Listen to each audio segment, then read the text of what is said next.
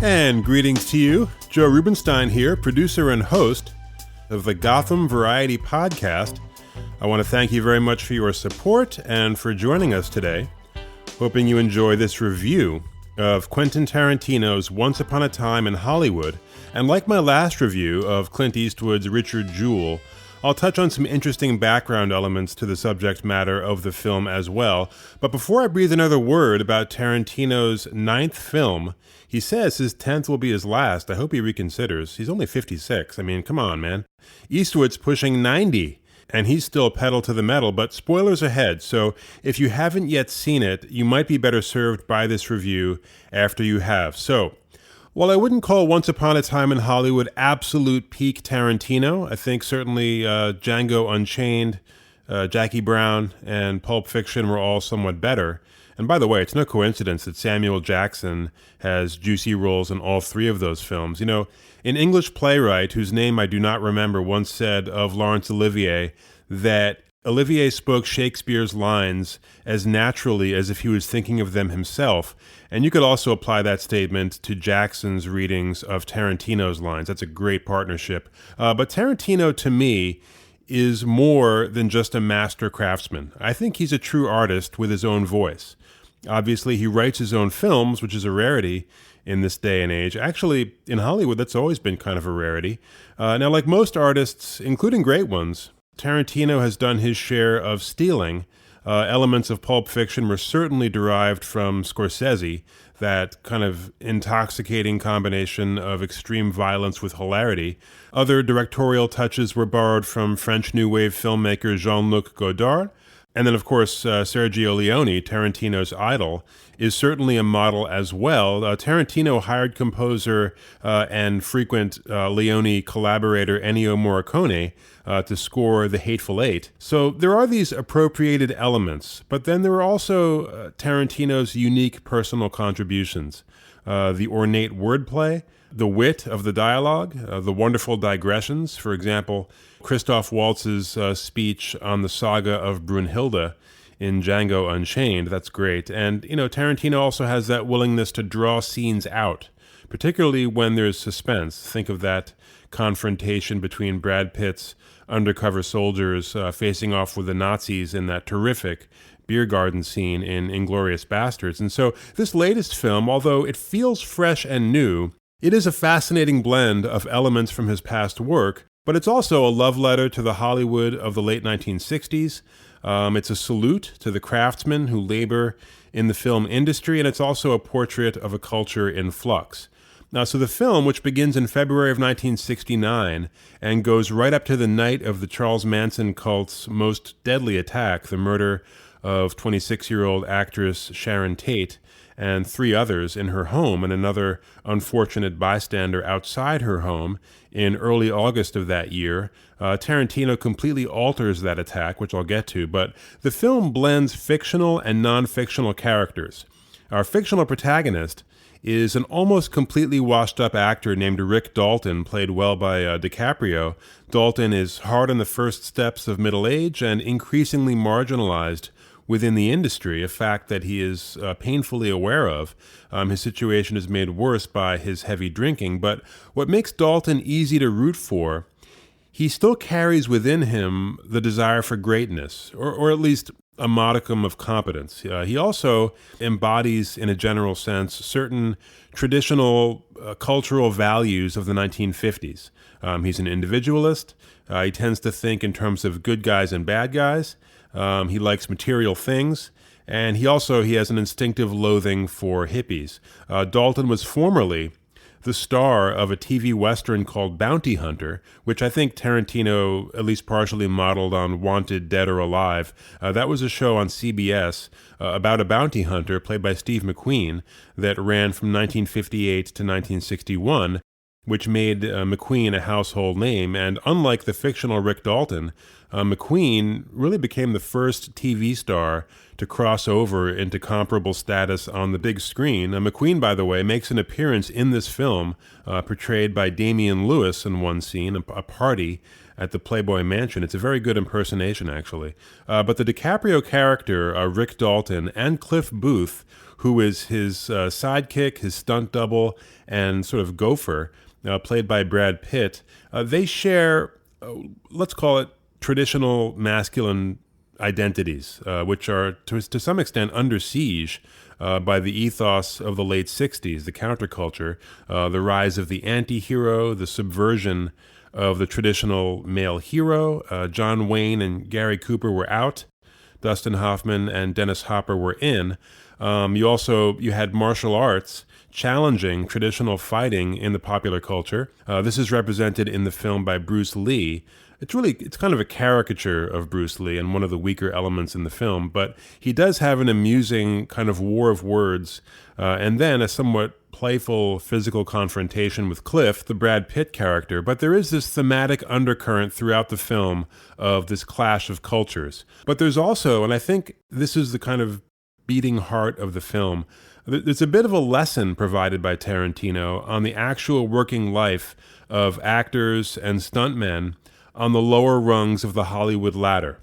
Sharon Tate is Rick's next-door neighbor, and no, Tate never really became a major star before her untimely death. Hollywood, of course, cashed in on her murder by re-releasing Valley of the Dolls, in which she had a prominent role. But in the film, she's presented as occupying one of the higher rungs, at least higher than Rick, partially because she's married to Roman Polanski, who was at peak fame in 1969 after Rosemary's Baby had been such a hit the year before. So Cliff Booth, the stuntman, I would say he's at the lowest rung. He's only partially employed as a stuntman.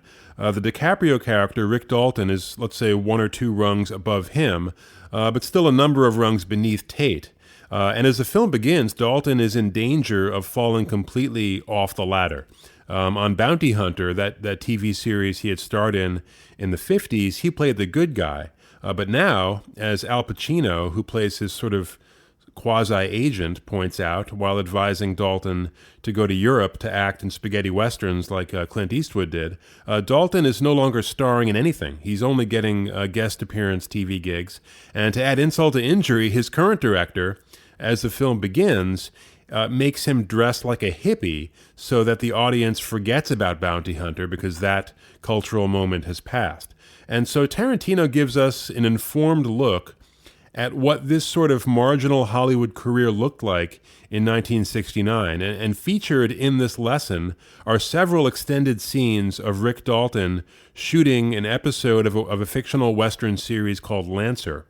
And these scenes, which sometimes drag, these scenes I had mixed feelings about. On the one hand, I sort of felt that for Tarantino to bring this film over the top and make it truly great rather than just highly entertaining, the content of these Lancer scenes needed to somehow relate thematically to the film that we're watching. That this film within a film, so to speak, needed to somehow illuminate the content of Once Upon a Time in Hollywood, but they don't. They're typical scenes of the sort of stock Western of that era, which if you watched it today, you would just seem incredibly dated and slow and you would turn it off. But on the other hand, I think that criticism, the lack of thematic relevance of these Lancer scenes, that may not be entirely fair in that I think I'd be criticizing Tarantino for not doing something that he was not interested in doing.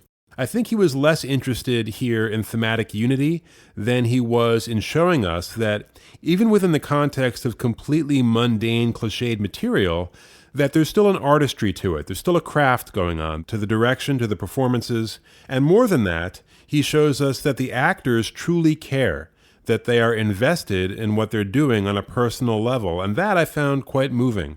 The notion that Rick Dalton, the DiCaprio character, is deeply invested in his craft. And there are a couple of scenes in the film where he practically sheds tears of frustration, just furious at himself for not delivering the goods as an actor because he's ill-prepared and hungover. And DiCaprio is very good in these scenes. I can't imagine that it's easy for a good actor to play a mediocre actor and have it not be merely satire. But he pulls it off. And some of his most touching scenes in the film are with a child actor, that is an actual child actor, 10-year-old Julia Butters, playing a fictional 8-year-old child actor, also appearing in Lancer, to whom Rick sort of indirectly confides his insecurities, that sense of uselessness that he's feeling as he labors toward middle age and professional irrelevance. And then the payoff comes later in the film when Dalton really does come through as an actor in a big scene with that young girl.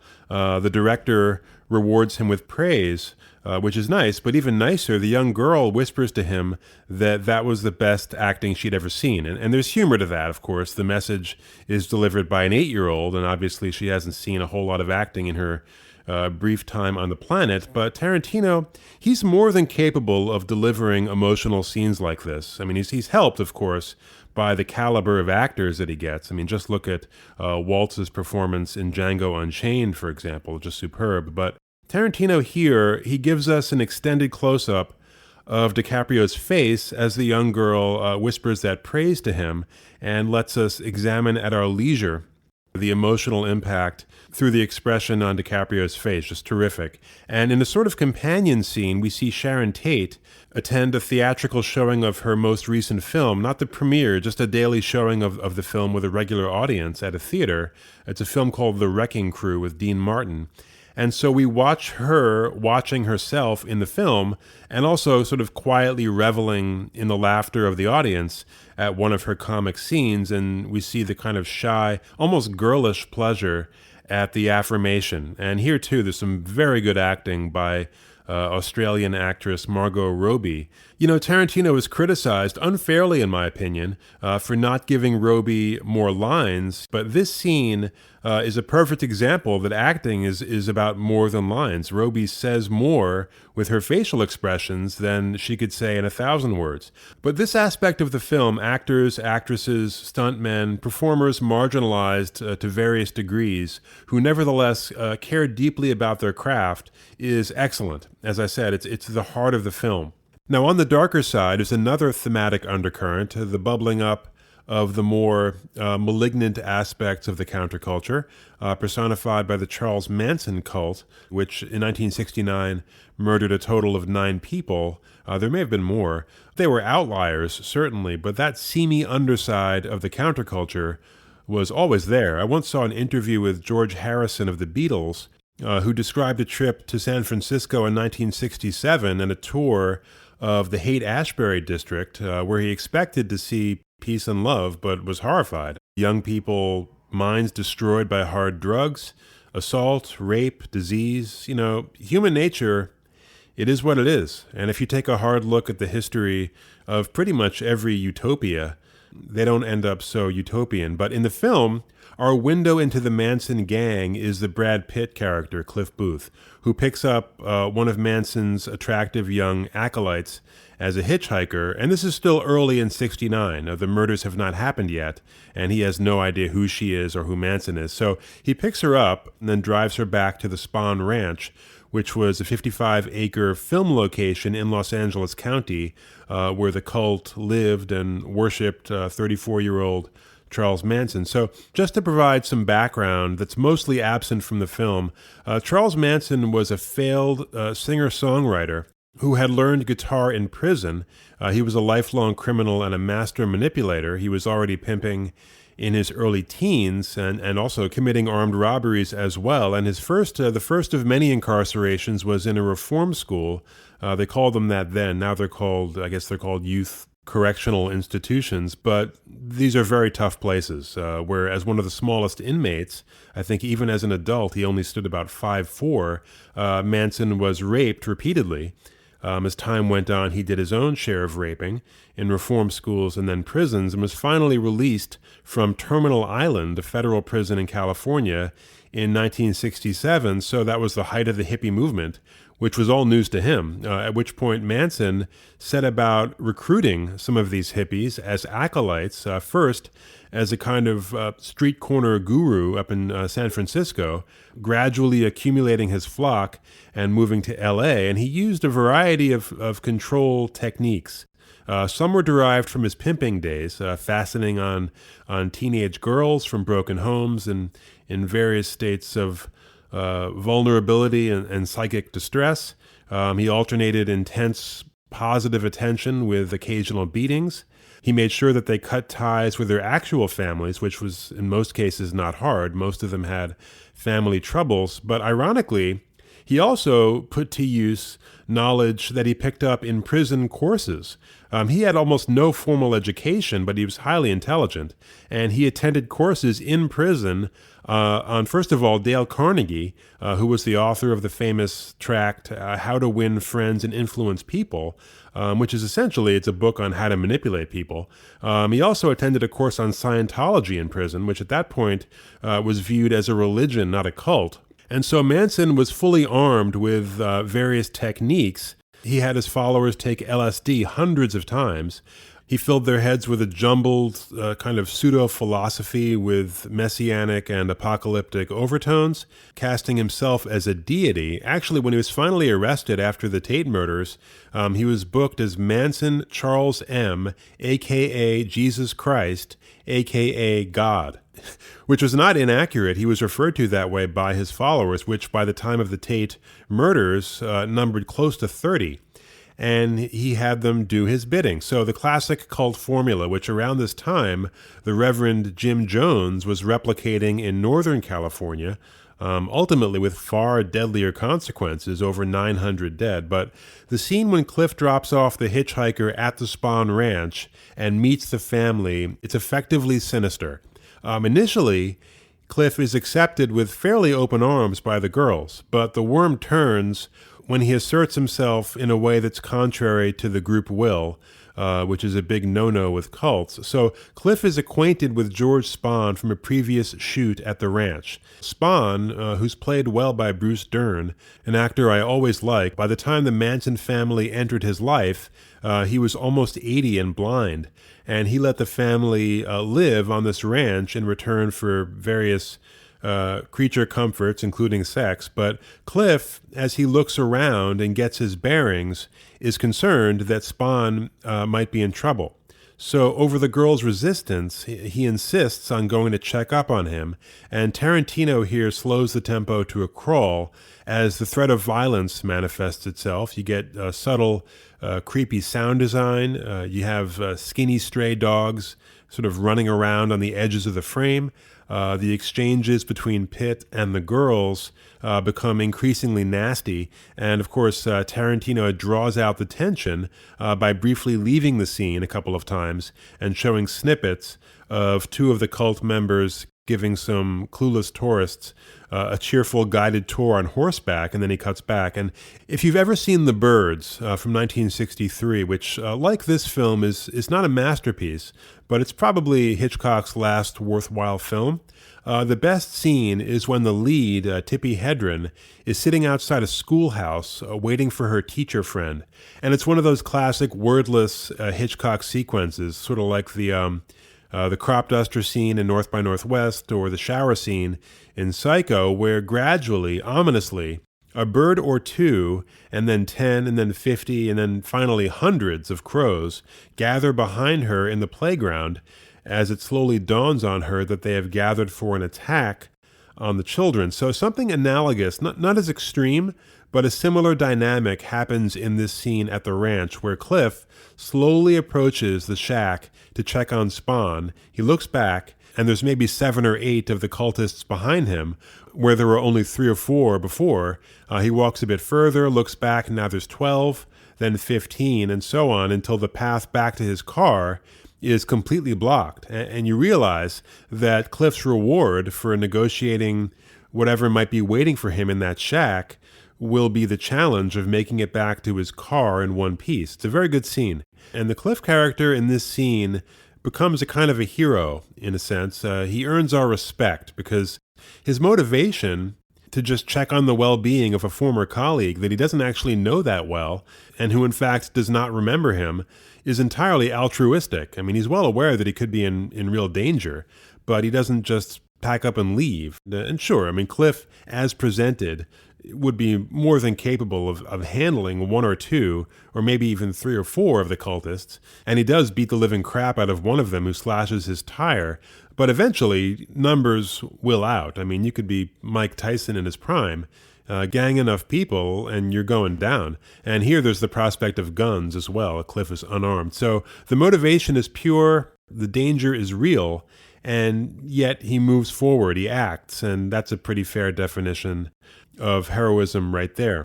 As always with Tarantino, you get a rich tapestry of music and period set design, tons of posters and marquees with movies of the day. The color palette of the film is great. The camera work as well. The pop songs that run throughout the film are well chosen. They may not be the best songs of that era, with the exception of Simon and Garfunkel's Mrs. Robinson. That is one of the best, and it's used in the film. But as compensation, and this may be why Tarantino chose some of these songs, many of them weren't immediately familiar, at least not to me. A number of times I had to check what bands I was hearing using my Shazam app. I love that app. And even when the tune is familiar, Tarantino will use a lesser-known version. For example, California Dreamin' by the Mamas and the Papas, rather than using their version, the famous version, which was kind of an anthem of the hippie movement. Now, of course, you hear it in the aisles of a supermarket, but in the film, Tarantino uses Jose Feliciano's version. Feliciano was a popular Puerto Rican singer of the day, totally blind, and an excellent guitarist. And so that version of California Dreamin' was unknown to me, and I actually preferred it to the original. And so Tarantino is careful with details like that, which always matters. The acting is excellent. DiCaprio looks sort of pleasantly seedy, still handsome, but in the early stages of decay. Excellent sideburns, by the way. And he periodically uses a mild stammer to underline the character's insecurity, which disappears when he's acting and immediately returns when he's not, which is a nice touch. Brad Pitt is also very good. He uses a kind of interesting speech pattern as well. He really takes his time before speaking, and when he finally does, it's with a kind of ironic, slightly sarcastic, world-weary tone that's very appealing. And by the way, something odd about that character, Cliff Booth, I mentioned before that the film is a kind of grab bag of Tarantino elements from the past. And another technique that he uses, and has used before in Pulp Fiction, is providing incomplete information. So it's mentioned early on that Cliff may have killed his wife, but it's left ambiguous whether or not this actually happened. There's a very brief flashback where Cliff is alone on a boat with his wife, and she's kind of haranguing him as he sits there quietly, holding some sort of a weapon. I think it might be a spear gun for fishing. But Tarantino abruptly cuts away before that scene is resolved. So we don't know what really happened. And I poked around online, and I found a quote from Tarantino where he said that he knew whether or not Cliff killed his wife, but chose not to reveal it to the audience. And if you think back to Pulp Fiction and the contents of that glowing briefcase that Jules and Vincent are after, we never actually learn what's in that briefcase. But, maybe it's better not to know. I think with Cliff, not knowing makes his character more mysterious. And if we saw him actually kill his wife on that boat, we certainly might think of him differently. Now, another reused element, and this one I did not like, is Tarantino's periodic intrusion as narrator, as he did in The Hateful Eight. And I think this tendency of Tarantino to place himself either in front of the camera or behind the microphone in his own films should really be discouraged. His voice, although it has deepened a bit over the years, has an unpleasantly reedy quality that I don't like, and he doesn't shape his phrases the way a seasoned voiceover actor would. So when his voice drops into this film now and then with pieces of information, it sounds like some random person with no professional experience and a voice that's, unremarkable at best, just grabbed a mic and started talking. And when that's directly contrasted with a bunch of very talented actors and all this gorgeous visual and sonic information, it feels like a mistake. Now, thankfully, he does not appear as an actor in this one. I thought he was absolutely horrendous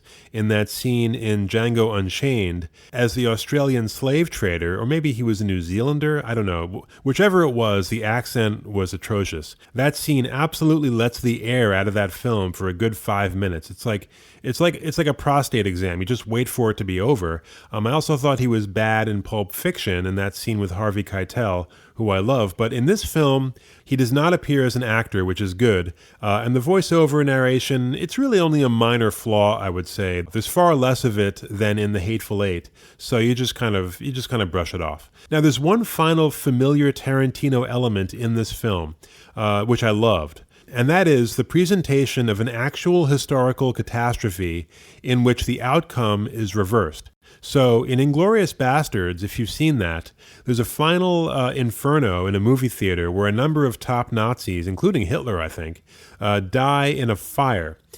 Which when I heard about that, before I saw the film, I had a negative reaction. I thought, well, that's just childish revenge fantasy, kind of reverse wishful thinking. But the impact when you actually see it is a little unexpected. So in this film, when you see the destruction of the Manson murderers, who in real life were diabolically effective in achieving their goal, the impact to me was twofold.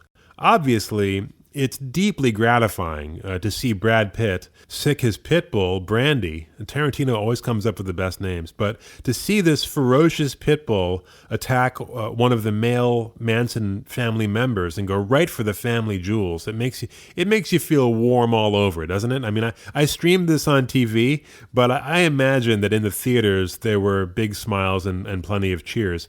And that's just a prelude to DiCaprio turning a flamethrower on another of the cultists in his pool. That's an excellent choice, flamethrower. And as always, Tarantino's handling of violence is really beyond reproach. He's at least as good in that regard as Scorsese. His violent scenes are shocking and funny.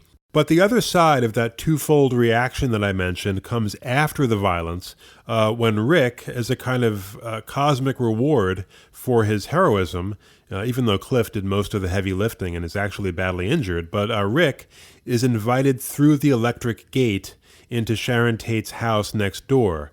First, we hear her voice over the intercom, and then we see her just glowing and radiant, almost 9 months pregnant, as the real Sharon Tate was when she was just butchered. So with the pregnancy, it was really a double murder on top of the other victims. But when you see Sharon Tate alive in that scene, it's nice, but there's also something profoundly sad about it. You think, this is what could have been if maybe one or two things had broken differently, if they'd had more security or more people in the home at that time. You're struck all over again by the absolute senselessness of the crime. And, I suppose many, maybe even most murders are senseless, but in this case, there was truly no motive, no sane motive at least, which is one of the reasons why there were no arrests for months. It was a very hard case to solve as Hollywood went into a kind of lockdown mode. Sales of handguns and guard dogs just skyrocketed. So the denouement of the film is very touching, really for two reasons. First, the elevation of Rick Dalton to a higher rung on the Hollywood ladder, at least for the moment.